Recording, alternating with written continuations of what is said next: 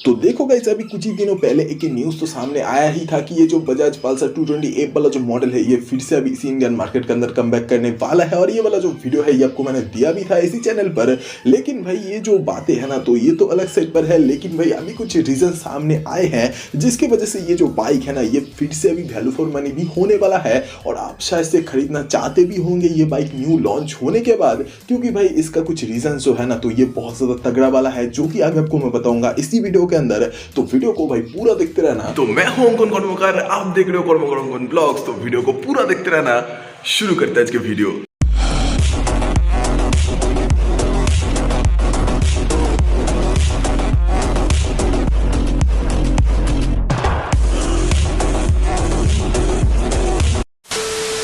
तो देखो भाई, सीधा सरल तरीके से आपको मैं कुछ रीजंस बताना चाहूंगा जिसके वजह से ये जो बाइक है ना ये फिर से वैल्यू फॉर मनी होने वाला है। और ये वाला जो बाइक है ना तो ये फिर से 220 सीसी कैटेगरी के अंदर तहलका मचाने वाला है। और मैं जो ये सब बातें बोल रहा हूँ ना तो इसके पीछे कुछ रीजंस है, और वो जो रीजंस है ना तो उसके अंदर सबसे पहला जो एक चीज है तो वो है, देखो इस अभी के डेट में बोला कुछ ऐसा ही जा रहा है कि ये जो न्यू बजाज पल्सर 220 एफ वाला जो मॉडल है ना तो इसके अंदर आपको एलईडी प्रोजेक्टर लाइट देखने को मिलेगा। हाँ, वैसे आज से बहुत दिनों पहले बहुत सारे पल्सर बॉयज का कुछ ऐसा ही कहना था कि ये जो 220 एफ वाला मॉडल है ना तो इसके अंदर ये जो प्रोजेक्टर लाइट जो दिया गया है तो ये इतना कुछ बेटर नहीं है। इसके अंदर अगर एलईडी का कुछ बंदोबस्त कर देता या फिर एलईडी प्रोजेक्टर लाइट आ जाता तो वो बहुत ज्यादा बढ़िया रहता। और अभी कुछ ऐसा ही एक्सपेक्ट किया जा रहा है कि इसी न्यू वाले मॉडल के साथ आपको एलईडी प्रोजेक्टर लाइट देखने को मिलेगा, जो कि भाई अपने आप में ही काफी ज्यादा बढ़िया तो है ही। और जानते होंगे कि बजाज का जो पार्ट्स है तो वो काफी ज्यादा सस्ता होता है, तो इसी वजह से भी इसी बाइक के साथ इसी प्रोजेक्टर लाइट का जो वैल्यू है तो वो मतलब रहेगा,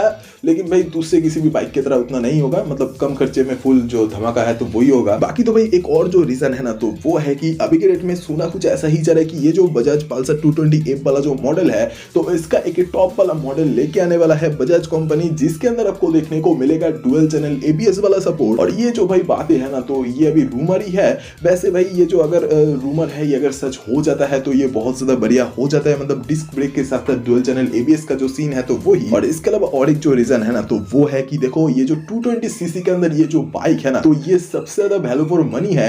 मैं ऐसा क्यों बोल रहा हूँ, क्योंकि 220 सीसी या फिर 200 सीसी कैटेगरी के अंदर अगर आरएस की तरफ देखोगे तो उसका भी जो कीमत है तो वो भी 2 लाख के आसपास कुछ रहता है। और जो KTM 200 है तो उसका भी वही 2 लाख के ही आसपास या फिर 2 लाख के पार भी चला जाता है। लेकिन भाई ये जो 220 एफ वाला मॉडल है ना तो इसका कीमत 2 लाख के अंदर अंदर रहने वाला है। तो ऐसा ही कुछ सीन है। तो देखो इसी वजह से ये जो बाइक है ना तो ये वैल्यू फॉर मनी है। और इसके अलावा देखो इसी बाइक का जो मेंटेनेंस कॉस्ट है ना तो वो भी कम है 220 सीसी कैटेगरी के अंदर होने के बावजूद भी।